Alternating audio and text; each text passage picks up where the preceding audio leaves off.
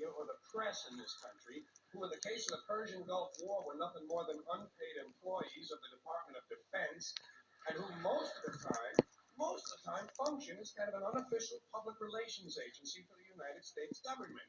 So I don't listen to them. I don't really believe in my country. And I gotta tell you folks, I don't get all choked up about yellow ribbons and American flags. I consider them to be symbols, and I leave symbols to the symbol-minded. Me, I look at war a little bit differently. To me, war is a lot of prick waving, okay? Simple thing, that's all it is. War is a whole lot of men standing out in the field waving their pricks at one another. Men are insecure about the size of their dicks, and so they have to kill one another over the idea. That's what all that asshole jock bullshit is all about. That's what all that adolescent macho male posturing, strutting in bars and locker rooms is all about. It's called dick fear. Men are terrified that their pricks are inadequate, and so they have to compete with one another to feel better about themselves. And since war is the ultimate competition, basically men are killing each other in order to improve their self-esteem. You don't have to be a historian or a political scientist to see the bigger dick foreign policy theory at work. It sounds like this. What? They got bigger dicks? Bomb them! And of course, the bombs and the rockets and the bullets are all shaped like dicks. It's a subconscious need to project the penis into other people's affairs. It's called fucking with people. Well, if I had to say to you, what is the answer? I would say massive bloodshed. I really would. I don't really, honestly, deep down believe in political action. I think the system contracts and expands as it wants to. It accommodates these changes. I think the civil rights movement was an accommodation on the part of those who own the country. I think they see where their self-interest lies. They see a certain amount of freedom seems good, an illusion of liberty. Give these people a voting day every year so that they'll have the illusion of meaningless choice. Meaningless choice that we go like slaves and say, God, voted. The limits of debate in this country are established before the debate even begins, and everyone else is marginalized or made to seem either to be communist or some sort of disloyal person, a kook, there's a word, and now it's conspiracy. See, they've made that something that should not be even entertained for a minute, that powerful people might get together and have a plan. Doesn't happen. You're a kook. You're a conspiracy buff.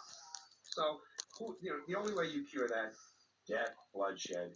I don't advocate it, but I see that it's really the only way. Now, to balance the scale, I'd like to talk about some things that bring us together. Things that point out our similarities instead of our differences. Because that's all you care about in this country is our differences. That's all the media and the politicians are ever talking about, the things that separate us, things that make us different from one another. That's the way the ruling class operates in any society. They try to divide the rest of the people. They keep the lower and the middle classes fighting with each other so that they, the rich, can run off with all the fucking money. Fairly simple thing happens to work. You know anything different? That's what they're going to talk about. Race, religion, ethnic and national background, jobs, income, education, social status, sexuality, anything you can do, keep us fighting with each other so that they can keep going to the bank. Now I describe the economic and social classes in this country. The upper class keeps all of the money, pays none of the taxes. The middle class pays all of the taxes, does all of the work. The poor are there just to scare the shit out of the middle class. Keep them showing up at those jobs.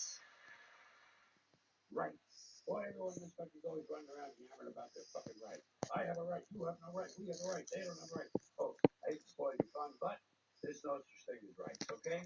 They're imaginary. We made them up, like the boogeyman. The Three Little Pigs, Pinocchio, Mother Goose, shit like that. Rights are an idea. They're just imaginary. They're a cute idea. Cute. But that's all. Cute and fictional. But if you think you do have rights, let me ask you this. Where do they come from? People say, well, they come from God. They're God-given rights. Oh, fuck, here we go again. The God excuse. The last refuge of a man with no answers and no argument. It came from God. Anything we can't describe must have come from God. Personally, folks, I believe that every day, he would have given you the right to a roof over your head, God would have been looking out for you. God would have been looking out too. You know that? He wouldn't have been worried about making sure you have a gun so you get drunk on Sunday night and kill your girlfriend's parents. But let's say it's true. Let's say God gave us these rights. Why would he give us a certain number of rights? The Bill of Rights in this country has 10 stipulations, okay? 10 rights. And apparently God was doing sloppy work that week because we've had to amend the Bill of Rights an additional 17 times. So God forgot a couple of things like slavery. Just fucking slipped his mind. Well, let's say God gave us the original 10. He gave the British 13. The British Bill of Rights has 13 stipulations. The Germans have 29. The Belgians have 25. The Swedish have only 6. And some people in the world have no rights at all. What kind of a fucking goddamn God-given deal is that?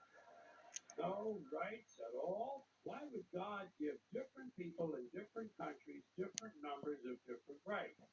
Boredom? Amusement? Bad arithmetic? Do we find out at long last after all this time that God is weak in math skills? Doesn't sound like divine planning to me. Sounds more like human planning. Sounds more like one group trying to control another group. In other words, business as usual in America.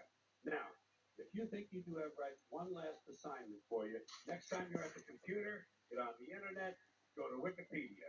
When you get to Wikipedia, in the search field for Wikipedia, I want you to type in Japanese Americans 1942, and you'll find out all about your precious fucking rights, okay? All right.